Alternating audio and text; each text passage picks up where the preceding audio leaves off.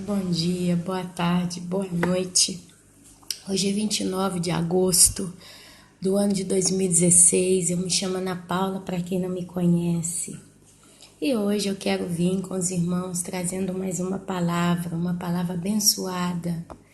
Uma palavra que está lá no livro de Mateus, capítulo 16.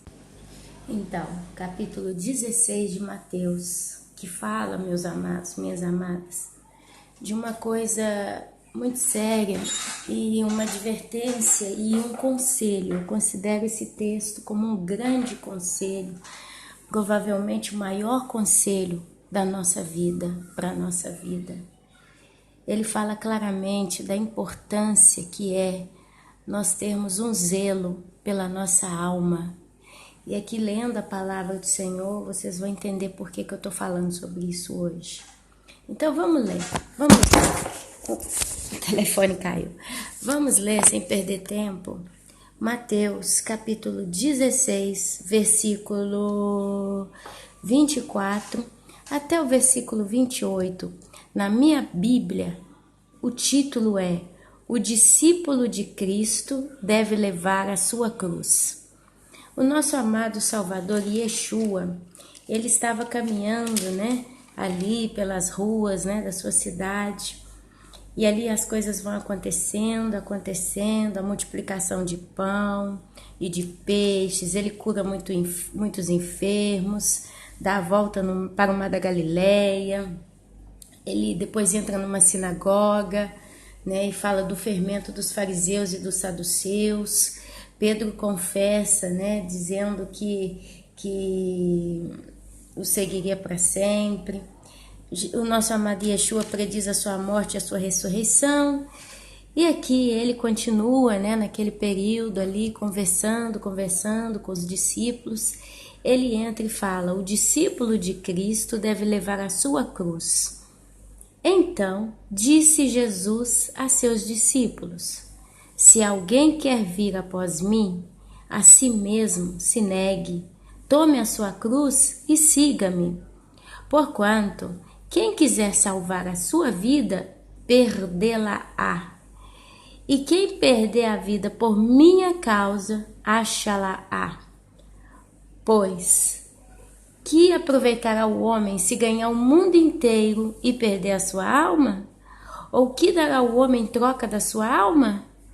Porque o Filho do Homem há de vir na glória de seu Pai, com seus anjos, e então retribuirá a cada um conforme as suas obras. Em verdade vos digo que alguns há dos que aqui se encontram, que de maneira nenhuma passarão pela morte, até que vejam vir o Filho do Homem no seu reino. Em verdade vos digo que alguns há dos que aqui se encontram, que de maneira nenhuma passarão pela morte, até que vejam vir o Filho do Homem no seu reino. Amados, aqui nós temos uma advertência, um bom conselho. Se alguém quiser vir após o Salvador Jesus Cristo e Yeshua, a si mesmo se negue, tome a sua cruz e siga-me. Ana, na prática, o que isso significa? Significa que eu não posso mais viver? Significa que eu não posso mais fazer nada? A minha vida de hoje em diante vai ser só ler Bíblia, orar e fazer a obra? Para quem pode, já está no ministério de servir o Senhor, como missionário, como um pastor, pessoas que trabalham na chamada obra, que já levantam de manhã e ficam por conta disso, é um detalhe. Mas eu, Ana Paula, eu acredito que seguir a Cristo, tomar a nossa cruz, perder a nossa vida é muito mais além do que isso. Pode ter um homem que é pastor, levanta de manhã, abre o seu gabinete, aconselha ovelhas, trabalha a sua agenda, aí vai às 10 horas, faz uma reunião, aí depois meio-dia almoça, às 2 horas da tarde já vai fazer outra reunião, ou já vai visitar alguém em hospital, aí depois das 3, 4 horas da tarde toma um café, volta para a igreja, aí já faz uma outra reunião, aí depois vai embora, depois 7 horas da noite está na igreja de novo, aí faz um outro culto, quando dá 9 horas vai embora para casa, depois às 10 horas da noite vai para a vigília no morro, né, no monte, aí fica até 2, 3 horas da manhã, e assim vai e vai e vai. Mas a pergunta é, será que isso é tomar a sua cruz e seguir o Senhor? Será que pode se resumir nisso? Eu, Ana Paula, acredito que não. Eu acredito, meu querido, minha querida, que tomar a cruz, negar a sua própria vida, é algo que parte de dentro do coração. São convicções. E às vezes é muito, muito difícil seguir essas convicções. Explico por quê. Às vezes você se debate com pessoas difíceis demais. Às vezes você ouve casos de pessoas complicadas demais. E a sua primeira reação é querer tirar satisfação por causa da indignação na qual você se encontra. Muitos vão e começam a brigar, a discutir. Olha só, essa semana eu vi uma coisa terrível, a qual eu classifico como loucura mesmo. Uma família de 3 pessoas, o pai, a mãe e a filha. O pai e a mãe já têm mais de 60 anos, estão na casa de 61, 62 anos. E a filha está com seus 30 e poucos anos. Eles têm um estabelecimento comercial, um local que se come.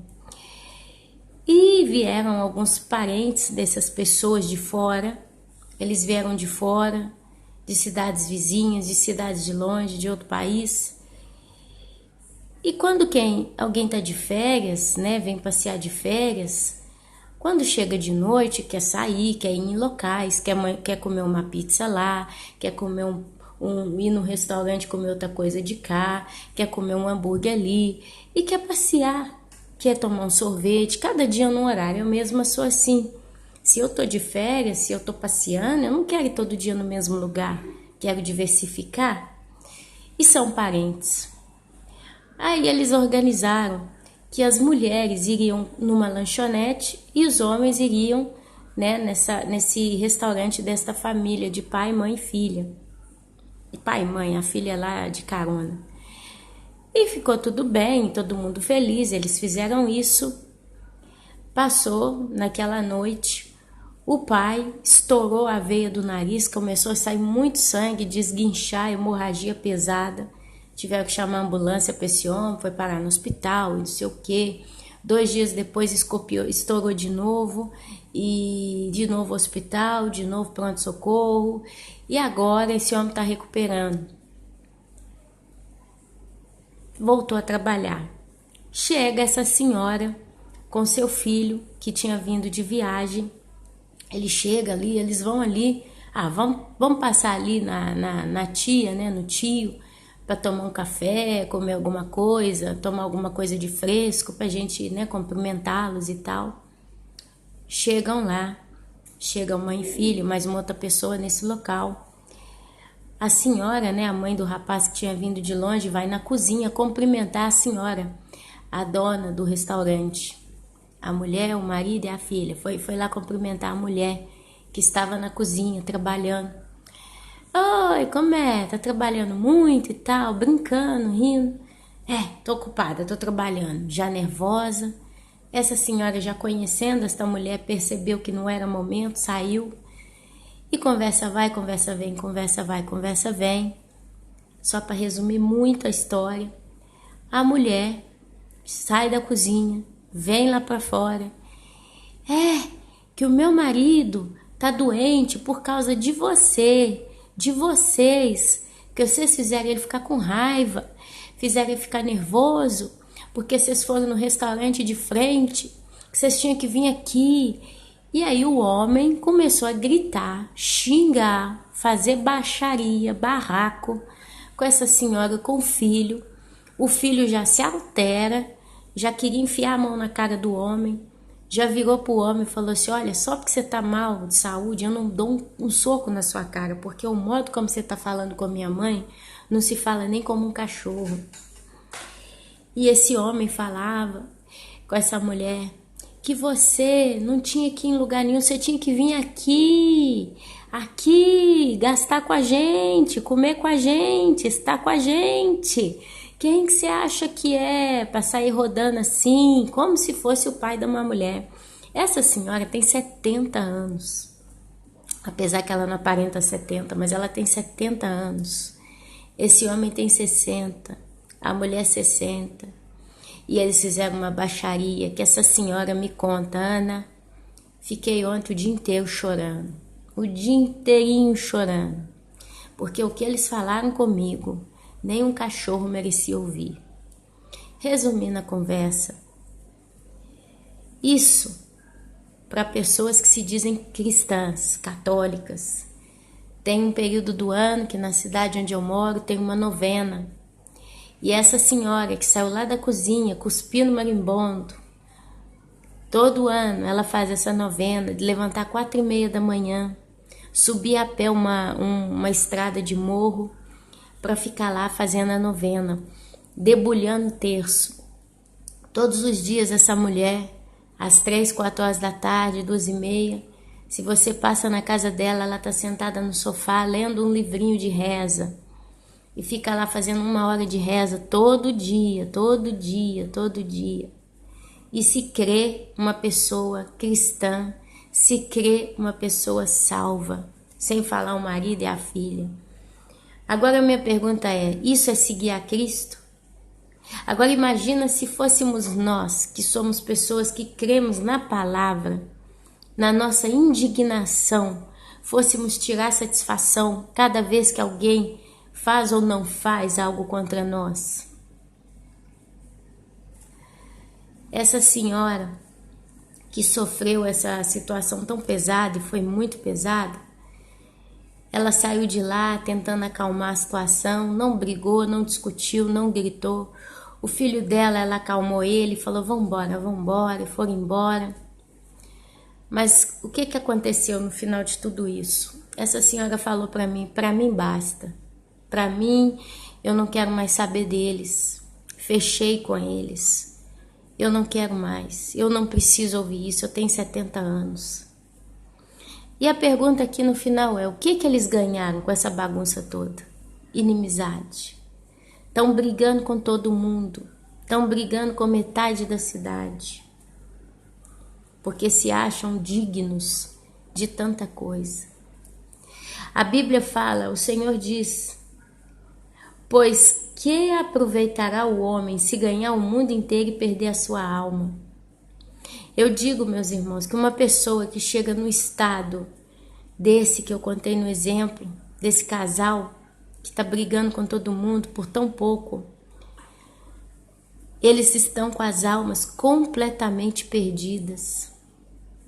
Voltando, por exemplo, de um pastor religioso que está ali todo dia cumprindo todas as obrigações. Conheço um pastor, é um homem bom, é um homem que tem o Espírito Santo na vida dele. Várias vezes, quando eu fui no culto nessa igreja, eu saí de lá assim com uma sensação de paz. Eu ouvi algo que veio do Senhor, da boca desse pastor. Eu viro para esse pastor pelo WhatsApp, eu pergunto para ele: por que o Senhor não prega a volta de Jesus?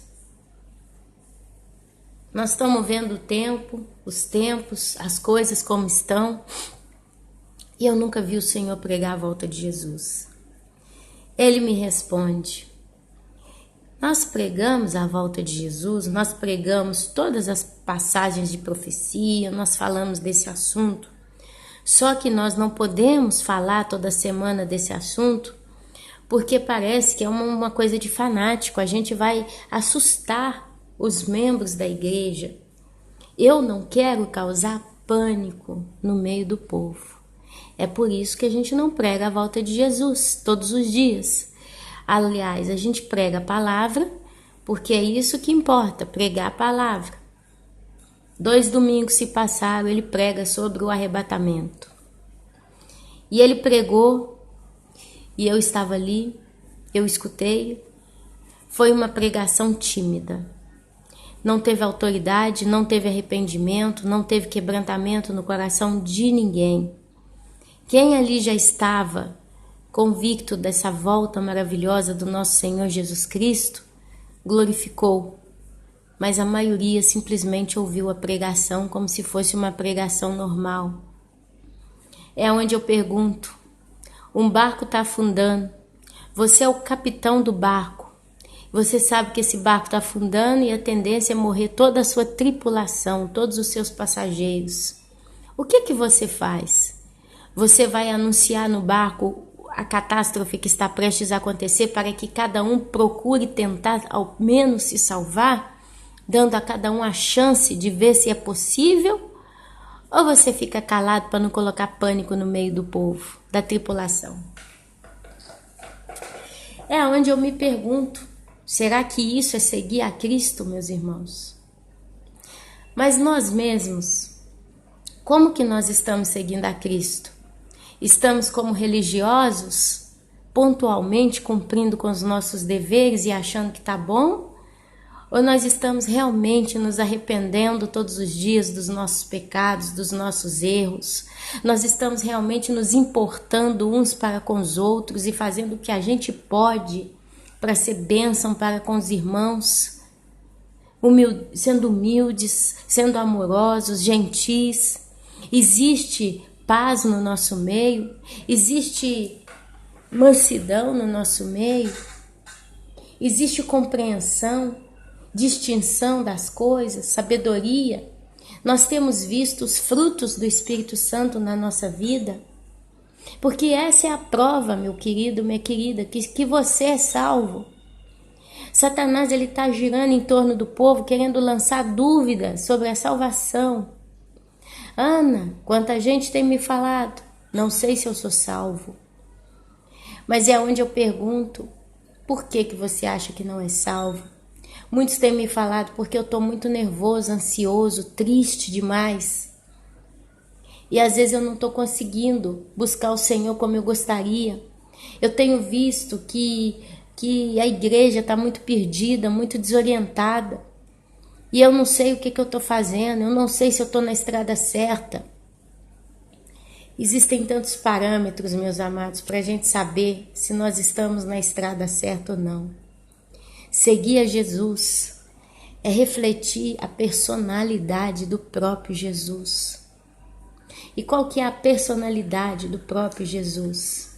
Vem comigo aqui no livro de Salmos, capítulo 62, eu quero ler com os irmãos. Salmos 62, que fala exatamente do estado de um ser humano que acredita que está bem, que está salvo, o quadro de um cidadão, de um irmão, que ele está realmente na presença do Pai, seguindo-o. Somente em Deus, ó minha alma, espera silenciosa. Dele vem a salvação, a minha salvação. Só Ele é a minha rocha e a minha salvação, e o meu alto refúgio. Não serei muito abalado. Até quando acometereis vós a um homem, todos vós para o derrubardes? Como se fosse uma parede pendida ou um muro prestes a cair? Só pensam em derribá-lo da sua dignidade. Na mentira se comprazem, de boca bendizem, porém no interior maldizem.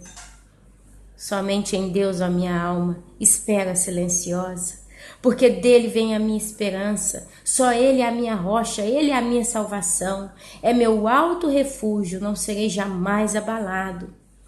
De Deus dependem a minha salvação e a minha glória. Então, em Deus, a minha forte rocha e o meu refúgio estão nele. Confiai nele, ó povo, e em todo o tempo derramai perante ele o vosso coração. Deus é o nosso refúgio. Somente vaidade são os homens plebeus, falsidades de fina estirpe. Pesados em balanças, eles juntos são mais leves que a vaidade. Não confieis naquilo que extorquis, nem vos vanglorieis na rapina. Se as vossas riquezas prosperam, não ponhais nelas o coração.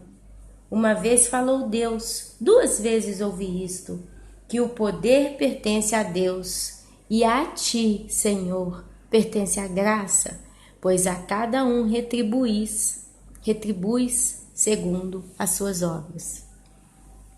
Somente em Deus, ó minha alma, espera silenciosa. Davi, meus amados, foi um homem de muitas dores. Davi realmente foi um homem de muitas dores. Davi, quando ele começou a servir o rei Saul, cantando para ele a harpa, um espírito imundo vinha atormentar Saul e Davi se colocava a soar a harpa. Saul, na mesma hora, sentia paz, se acalmava. Davi, ele tomou frente, ao exército, ele começou a trabalhar para o rei Saul. E o Senhor era com Davi, e Davi só vencia.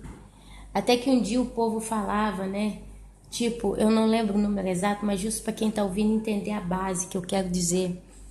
10.000 matou Davi, 1.000 matou Saul, alguma coisa assim. Resumindo, o povo de Israel chegou no ponto que eles davam glória a Davi, porque Davi era muito valente e prosperava em tudo o que fazia. Nasce então inveja no coração do rei Saul e começou a ter medo de perder o reino. Saul, em vez de se endireitar para com Deus, Saul começou a se perder na sua própria loucura, perdeu completamente o seu autocontrole, começou a buscar fontes de resposta até na mão dos quiromâncios, aqueles que falavam com os mortos. Foi buscar uma opinião numa bruxa. E Saul foi sendo atormentado, já era atormentado por um espírito imundo quando conhece Davi.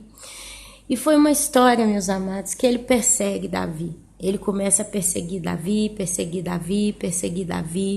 Ele tinha um ódio que queimava no coração dele. Ele queria matar Davi de todo jeito.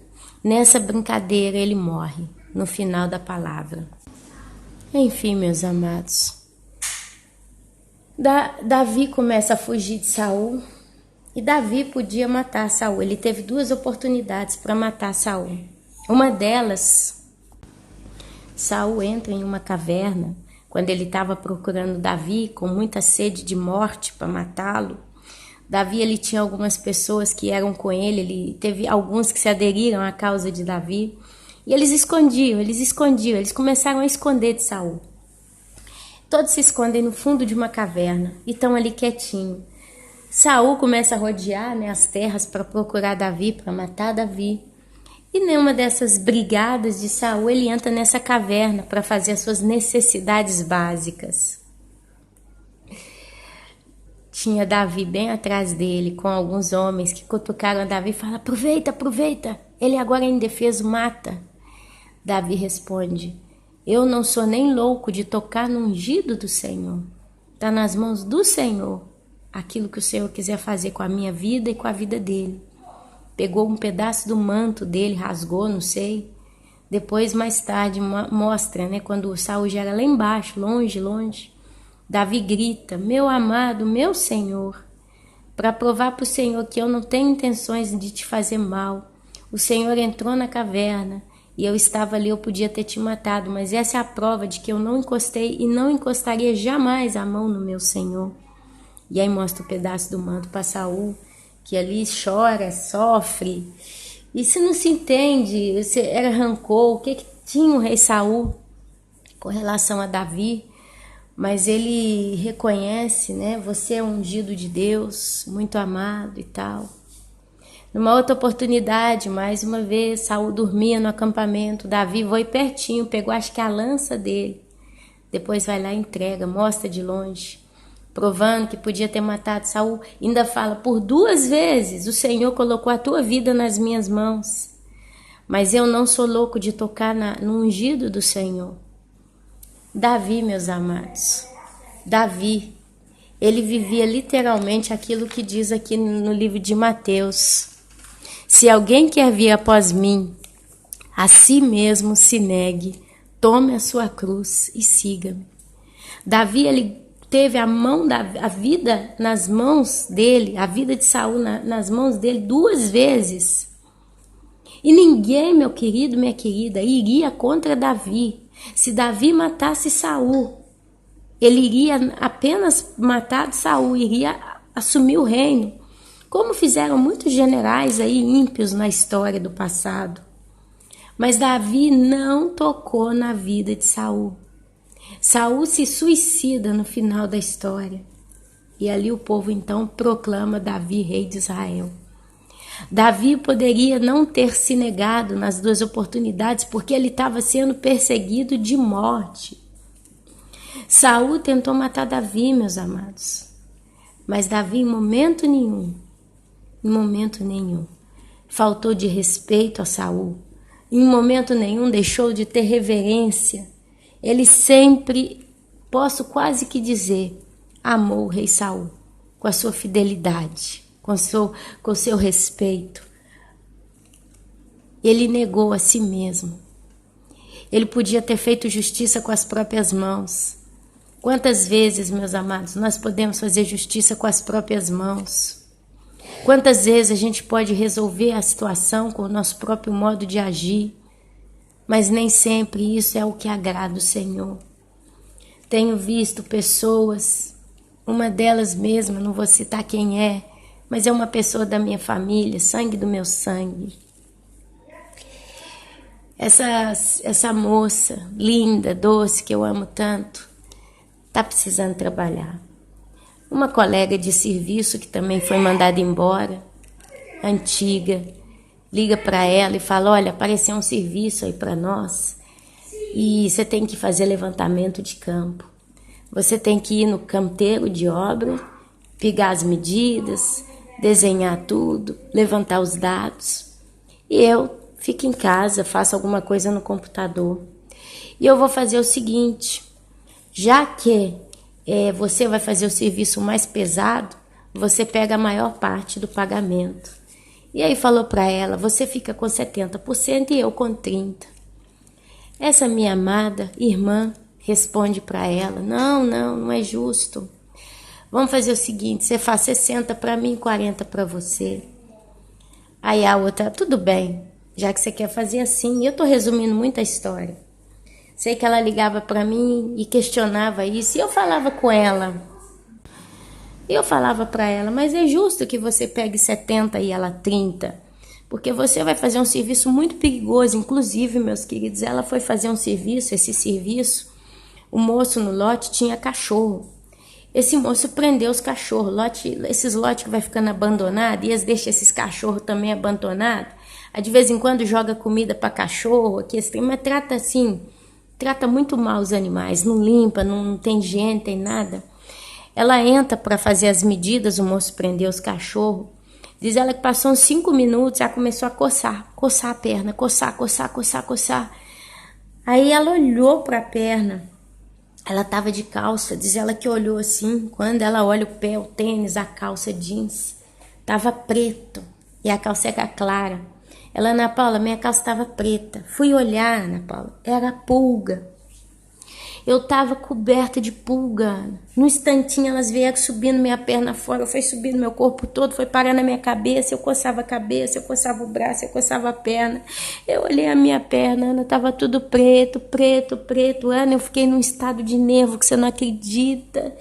E eu estava para começar o serviço, eu não sabia o que fazer, me veio um aperto no peito, e eu parei e falei, meu Deus, eu preciso fazer esse serviço, eu preciso desse dinheiro. Eu já estou aqui, eu não posso largar esse negócio. Aí ela disse que respirou fundo, bateu a mão na calça, fez o serviço e o tempo todo sentindo o bicho andando nela. Aí ela terminou o mais rápido que pôde, correu pro carro e diz ela que levou 15 minutos do lugar para casa, para chegar em casa e coçando tudo, coçando cabeça, coçando costa, coçando barriga, coçando peito, coçando a perna, o pé. E nervosa o carro, ela olhou o carro cheio de pulga, todo preto de pulga, disse que era uma infestação. Aí diz ela que chegou em casa, fechou o carro, correu para debaixo da ducha para tomar banho. jogou a roupa no chão, entrou correndo em casa, jogou a roupa no chão, disse que quando olhou a roupa toda preta, aí ela falou, Ana, eu joguei a roupa dentro da máquina de lavar roupa, que é tudo mais ou menos perto, jogou aquilo ali dentro da máquina, fechou e entrou debaixo do chuveiro. Aí diz ela que quando olhou pro corpo dela, ela estava toda picada de pulgas, toda cheia de bolinha vermelha pro corpo afora e coçando. Teve que tomar 2 banhos, e a pulga caminhando no olho dela. Diz ela que dirigiu a pulga caminhando no rosto dela, no ouvido dela, na orelha. E ela falou, Ana, foi um inferno. Eu tive que tomar 2 banhos, Ana, para ter certeza. Depois eu peguei veneno, joguei no carro, lavei a roupa. E agora passou, quando ela me contou isso, tinha passado uns 4 dias que ela passou essa situação. E ela falou, Ana, e eu tô coçando até hoje. Até hoje, Ana, eu tô coçando todo o corpo. Tá todo vermelho, eu tô com a pele toda cheia de bolinha. Conta pra moça o que acontece. Tá que pegou o serviço, contou, passa. Quando foi esse sábado passado, ela me liga. Sábado à noite ela me liga, a gente conversa. A moça depositou o dinheiro para mim. Ah, que bom, te pagou, pagou. Sabe quanto que ela depositou? Não, 50%. Como 50%? Não foi o tratado de 60% porque você fazia a parte pesada? Realmente era 70%, você chorou porque achou que não era justo, baixou para 60%, aí ela vai e põe 50%. Ana Paula. Eu falei, olha, ela aproveitou da sua boa vontade. Eu vou te dizer uma coisa, na hora que ela viu o dinheiro diante dos olhos dela, na hora que ela viu o dinheiro, aquilo ali falou mais alto do que a fidelidade de dizer, Ana, eu te pago mais e eu fico com menos. Quer dizer, no final, você que todo tempo ficou com a consciência, né, preocupada de ganhar mais, abriu mão daquilo que você merecia, devia de ganhar, e ela, em vez de te respeitar, no final ela aproveitou da sua boa vontade. Essa minha irmã em Cristo, essa minha irmã de sangue, ela vira para mim e fala, Ana, paciência, eu não vou falar nada, eu não vou reclamar nada, deixa quieto, tanto tenho Deus que cuida de mim. É Ele quem vai me abençoar com o que eu preciso, Ele nunca me deixou na mão. E aqui, meus amados, a gente vê um exemplo claro de alguém que negou a sua própria vida. Eu confesso que se fosse eu, Ana Paula, nessa situação, quando a mulher falou, te dou 70, você fica com 30, eu ia falar sim, vai bem, tá certo. Porque o trabalho pesado, quem ia fazer era eu. Eu que estava a risco.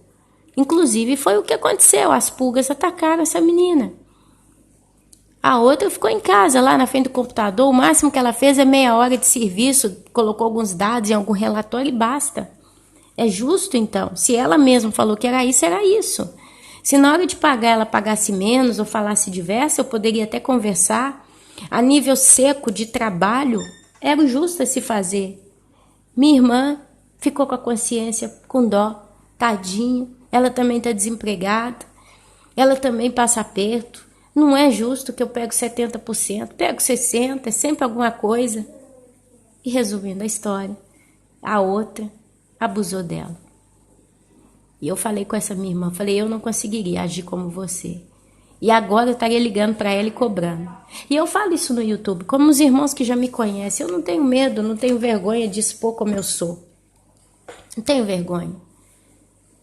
Eu não ia deixar de ligar para ela e falar, você depositou 50%, o tratado não foi 60%, e não sei o quê, não sei o quê, não sei o quê. Mas essa minha irmã me deu um exemplo, mais uma vez, da brandura, da mansidão e da dependência que ela tem em Cristo. Quem ama a sua vida, perdê-la-á.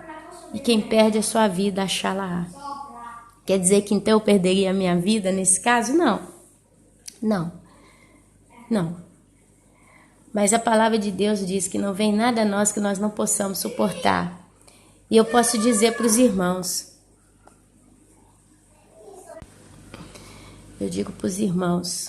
que talvez, se isso acontecesse comigo, talvez eu não só ficaria no discurso lá de ligar para reclamar o direito que a gente combinou. Que garantia eu tenho, meus irmãos, que eu não ia ir para a carne? Que eu não ia ficar chateada, que eu não ia ter ambição, que eu não ia depender desse dinheiro, que eu não ia começar a fazer alguma coisa? A palavra diz claramente, não vem nada a nós que nós não possamos suportar. Se veio a essa irmã, se veio a ela eu posso dizer para os irmãos que ela passou na prova e muito bem. E eu tenho certeza que é o Senhor que vai continuar a sustentá-la, porque ela vive no sobrenatural de Deus. Eu também vivo no sobrenatural de Deus. Provavelmente você que está me escutando também tem vivido no sobrenatural de Deus. Mas eu quero lembrar para os irmãos que Deus é zeloso, cuidadoso, minucioso para conosco. Ele sabe as nossas limitações, Ele sabe as nossas fraquezas. Ana, quer dizer então que isso me dá espaço para eu brigar, para eu quebrar o pau, para eu xingar, para eu exigir o que é meu? Não. Quer dizer que isso é exemplo para que nós repensemos. Se essa situação acontecesse comigo, como eu me comportaria? É o que eu faço. É o que eu faço. É o que eu tenho feito. No caso da minha irmã, que me contou esse caso, eu pensei, se fosse comigo, eu não me comportaria como ela se comportou. Eu ia ser mais seca, mais direta, mais profissional, menos espiritual na situação como um todo. São lições, amados, são exemplos de vida. E aqui o nosso amado bom Deus nos diz: em verdade vos digo que alguns há dos que aqui se encontram, que de maneira nenhuma passarão pela morte até que vejam vir o Filho do Homem no seu reino. Eu não consigo entender se essa última frase, ela se referiu ali para os discípulos, né? Porque então disse Jesus a seus discípulos. Porque no final todos os 12 morreram. Até o apóstolo João, ele não foi martirizado, mas ele faleceu, ele morreu de velhice. Todos morreram. Então, essa é uma palavra profética, creio eu. Aqui não é literal, é profético. Porque os discípulos aqui em questão, todos morreram. Ou você vê algum discípulo de Cristo hoje caminhando pela rua? Tem alguma igreja na face da terra, ou lá em Israel, tem algum lugar que tem um discípulo ainda com 2000 anos de idade? Não é verdade? Eu, Ana Paula, eu acredito, meus amados, que essa é uma palavra profética. Em verdade vos digo que há alguns dos que aqui se encontram, que de maneira nenhuma passarão pela morte até que vejam vir o Filho do Homem no seu reino. Eu não sei. Vejam vir o Filho do Homem no seu reino. Depois disso, Cristo é crucificado. Depois ele ressuscita, depois de 3 dias. E os discípulos, eles o viram subir, eles o viram ir. Eles o viram ir. Então, eles não o viram vir. Eu não sei se a gente pode encaixar esse texto quando eles veem Jesus ressuscitar. Porque está falando, em verdade vos digo que alguns há dos que aqui se encontram, de que maneira nenhuma passarão pela morte até que vejam vir o Filho do Homem no seu reino. Eu não sei se isso aí foi o ressuscitar de Jesus, né? Mas eu acredito claramente que, pela lógica da minha condição de compreensão, isso está mais envolvido com o arrebatamento. Porque a palavra diz lá em Tessalonicenses que nem todos morreriam. Em 1 Tessalonicenses, nem todos morreriam. Nem todos morreriam. Mas né, alguns dentre vós ressuscitariam, não abrir e piscar de olhos. Está lá em 1 Tessalonicenses, lendo com os irmãos. Não queremos, porém, irmãos, que sejais ignorantes com respeito aos que dormem, para não vos entristecerdes como os demais, que não têm esperança. Pois se cremos que Jesus morreu e ressuscitou, assim também Deus, mediante Jesus, trará em sua companhia os que dormem. Ora, ainda vos declaro, por palavra do Senhor, isto: nós, os vivos, os que ficarmos até a vinda do Senhor, de modo algum precederemos os que dormem, porquanto o Senhor mesmo, dada a sua palavra de ordem, ouvindo a voz do arcanjo e ressoada a trombeta de Deus, descerá dos céus, e os mortos em Cristo ressuscitarão primeiro.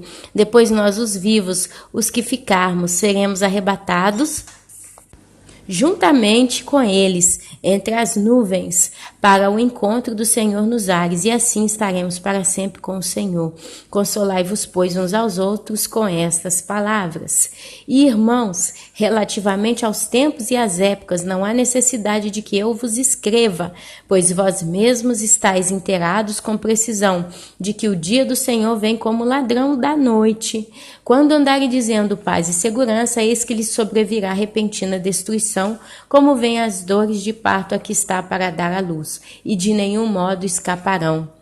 Mas vós, irmãos, não estáis em trevas, para que esse dia como ladrão vos apanhe de surpresa, porquanto vós todos sois filhos da luz e filhos do dia. Nós não somos da noite nem das trevas.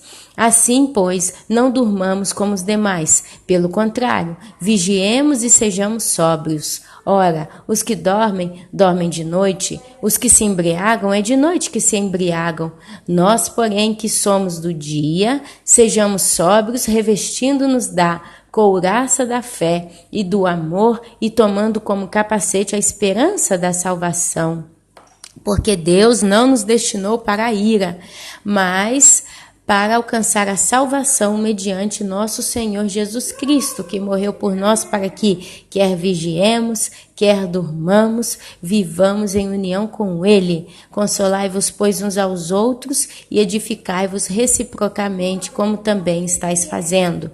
1 Tessalonicenses, capítulo 5, do versículo 14... Começa lá no capítulo 17, capítulo 5, do número 1 até o 11. Então, esse afirmar aqui de Cristo, eu acredito que é profético, porque se eu não estou errada, todos os apóstolos morreram, amém?